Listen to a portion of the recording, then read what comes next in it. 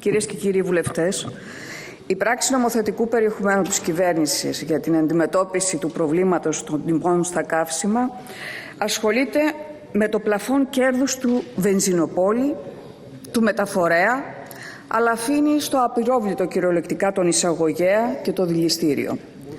Ασχολείται με άλλα λόγια με τους μικρούς παίκτες της αγοράς καυσίμων και κάνει πως δεν βλέπει τα καρτέλ. Συνεπώς, έχουμε μία πράξη νομοθετικού περιεχομένου η οποία αποκλείεται να πατάξει την κερδοσκοπία στα καύσιμα, διότι είναι γνωστό ότι η κερδοσκοπία στην ενέργεια ξεκινάει από την κορυφή των μεγάλων συντελεστών της αγοράς και μετά διαχέεται στους μικρούς παίκτες. Το δεύτερο ερώτημα που τίθεται σε σχέση με την πράξη αυτή του νομοθετικού περιεχομένου που έχουμε στα χέρια μας είναι αν απαντά στα ζητήματα της αντιμετώπισης του κύματος ακρίβειας που είναι εδώ, που έχει έρθει ήδη στη χώρα μας από την πρώτη μέρα του πολέμου στο Ιράν.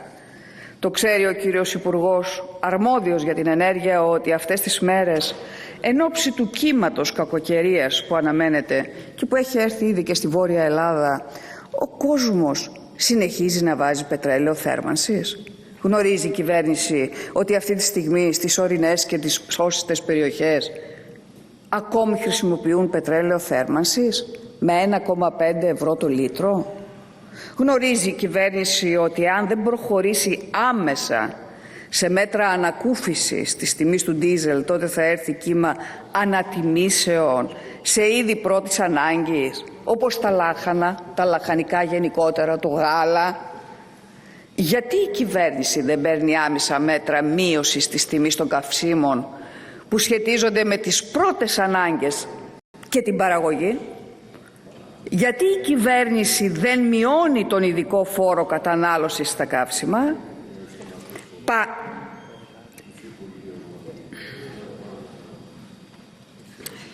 Ευχαριστώ.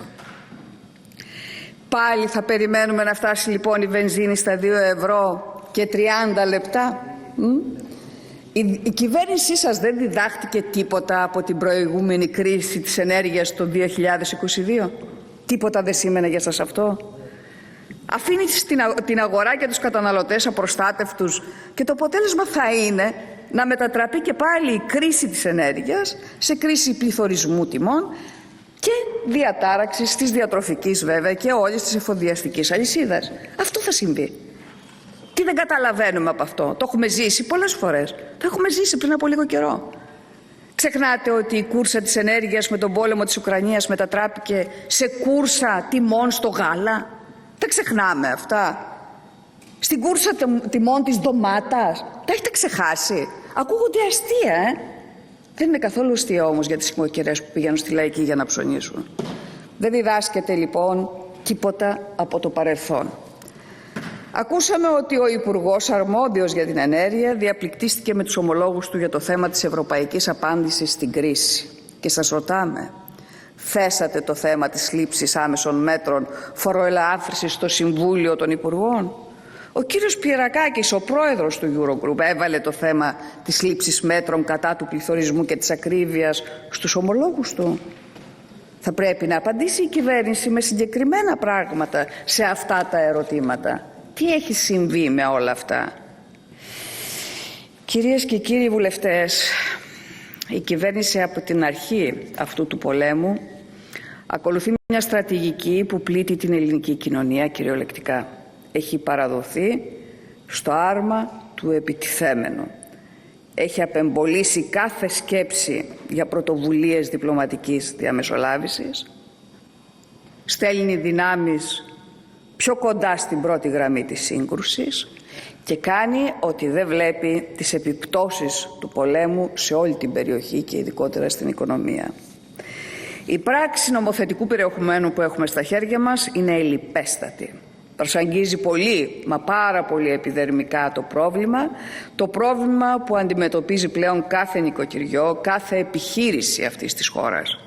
Και αντί να φέρει εδώ μέτρα, εδώ και τώρα, μέτρα που θα βοηθήσουν, διολυσθένει σε μια ρητορική μιλιταρισμού και εθνικιστικής έξαρσης. Για ποιο λόγο? Μα βέβαια για επικοινωνιακό καθαρά λόγο.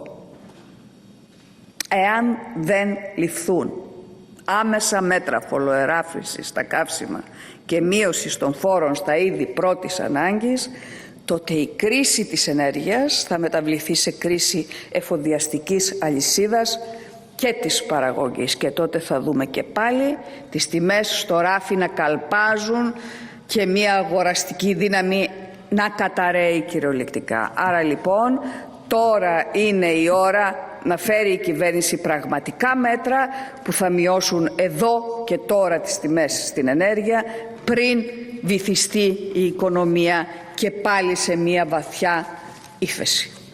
Ευχαριστώ.